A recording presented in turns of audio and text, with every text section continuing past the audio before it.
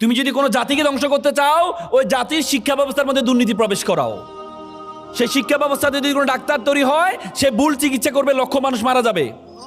সেই শিক্ষা ব্যবস্থা দিয়ে কোনো ইঞ্জিনিয়ার তৈরি হয়, সে ভুল বিল্ডিং তৈরি করবে, বিল্ডিং দোষে লক্ষ মানুষ মারা যাবে।